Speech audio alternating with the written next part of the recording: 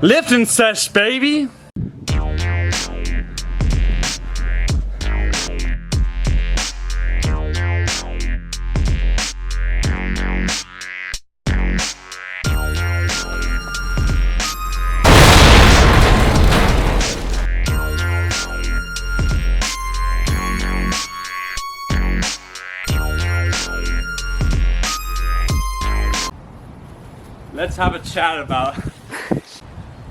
Let's have a chat about running.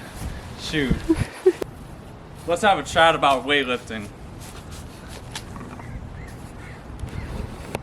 What are you looking at, boy?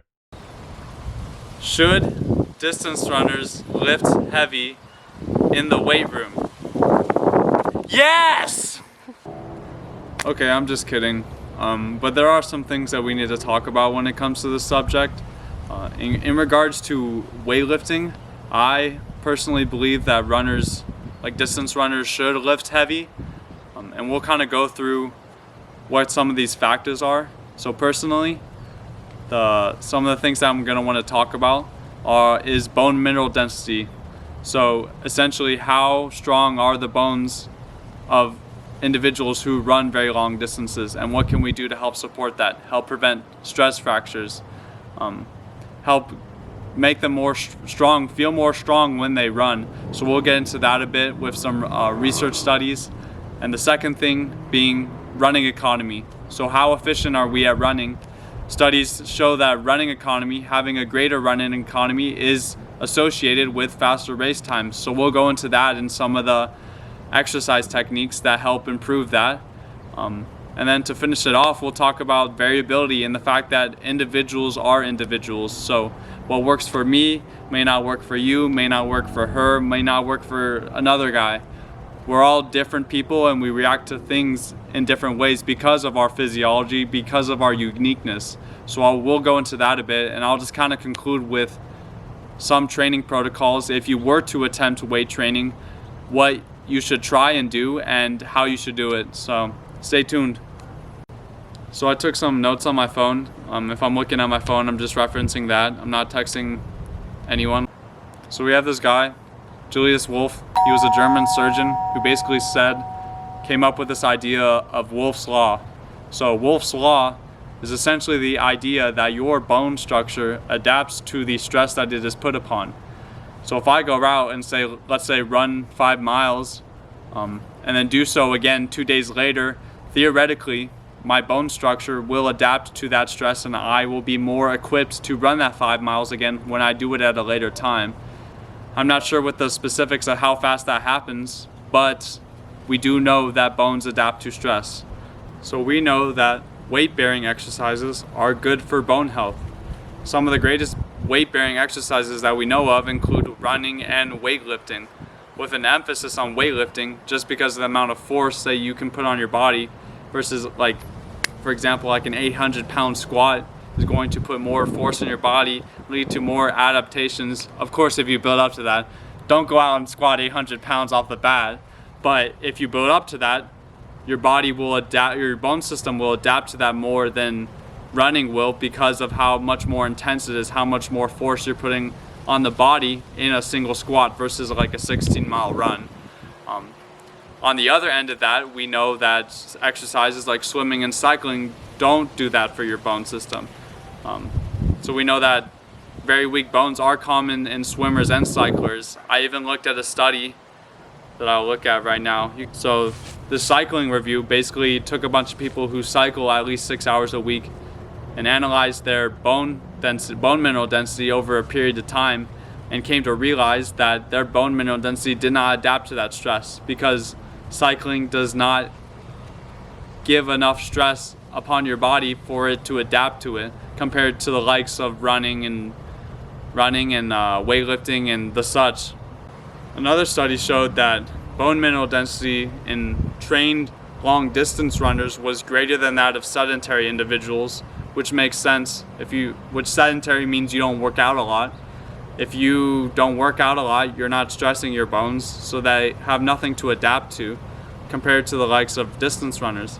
But the study also looked at cross-trained individuals, of those who play multiple sports, do a lot of different things, Some of it might involve running, but it's more in a pattern like soccer or the such.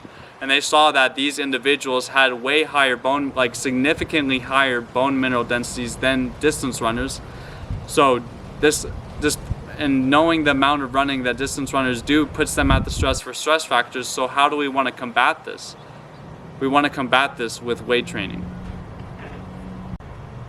When you lift heavy, you not only make your muscles stronger, but your bones very strong compared to the likes of running, which is a very catabolic exercise, meaning that it tears down your body. It makes you much smaller. If you've ever tried running, you end up losing a lot of weight. So exercises like weightlifting can help combat this idea and help you to get stronger bones that can help support your running. If you think about it in terms of a 16-mile run, the amount of force that you put on your body is low because it's over a long period of time. Compared to a very heavy squat, which you do in one single bout, your bones are going to need to adapt way more to the squat than they are to the 16-mile run, thus giving you stronger bones when you go out and do that 16-mile run, and thus decreasing the risk of possible stress fractures, of injuries and the such. A side note on this topic is the idea of energy availability. So how much are you eating in comparison to how much are you burning? So let's say you run a crap ton every day. You're a male athlete. You're burning maybe like 4,000 calories a day. If you are not eating enough to help support your running and your weightlifting, if you're doing that on top of that, you are not going to recover and you are not going to grow, and you're not going to help stimulate the growth of your bones, muscles, cardiovascular system, because you don't have the energy to do so. You end up at a greater risk for stress fractures if you are not eating enough from the bat. So I would advise that even more than going in, like if you are not eating enough, it is more important to make sure that you're eating enough, getting enough nutrients in before you decide to add weightlifting into that, because you need to make sure that you're recovering. So when we talk about bone health and nutrients in specific that help to build bones, we're looking at calcium and we're looking at vitamin D. So for calcium, specific foods that we can include in our diet are milk products and dark leafy greens if you don't eat milk products. But if you do, you should also eat your spinach, be like Popeye. And then vitamin D, foods that are very high in vitamin D include a lot of fish, with salmon being the king of vitamin D. I believe it's the most potent with that nutrient. So those are things you want to focus on if you are running a lot or weightlifting a lot. These are things you definitely want to consider including in your diet to help support that. So following bone mineral density and the health of your bones, the second thing I want to talk about when we talk about weight training and how it affects your running is running economy. Running economy is the ability to use the energy that we have in a run the most efficiently we can for the longest period of time that we can. One of the studies that I looked at specifically looked at running economy in distance runners.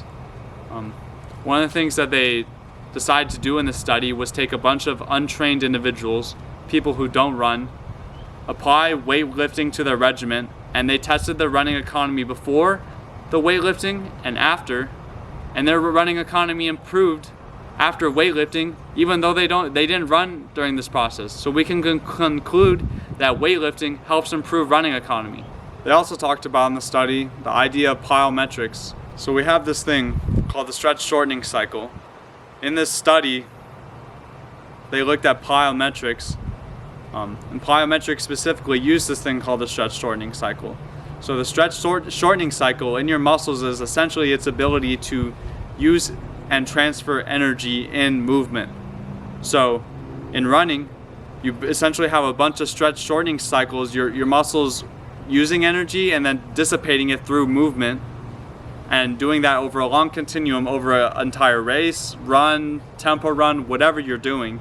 And essentially plyometrics is a very exaggerated stretch shortening cycle. So in one stride that I do, I may use a certain amount of energy to bound me forward in that single stride, but in plyometrics, I'm using a lot of energy to fling my muscles up on a box jump, I'm jumping over here, jumping over there. It's essentially an exaggerated running movement. So in the study, they essentially concluded that plyometrics, more so than even weight training, helps to improve running economy, make you more efficient at running. Not to say that weight training still doesn't do that, and that there are not implications for weight training and heavy weightlifting to help your running, but plyometrics is something that we need to look at as well. So to conclude, I think that if you can weightlift heavy properly, you should do so, because I truly believe that it will assist your running. And that may look different from person to person, but I think some sort of heavy weightlifting in your regimen can help support you. Now, when I say this, there are some caveats that come with that. First of all, you need to have your form dialed in. You need to know how to squat, how to deadlift, how to do the type of exercises that you do heavy in the weight room to help assist your running. Because if you don't know how to do them, you're at a higher risk of injury of doing so than if you didn't do them at all. And that doesn't help you when you get to the line and you're trying to race.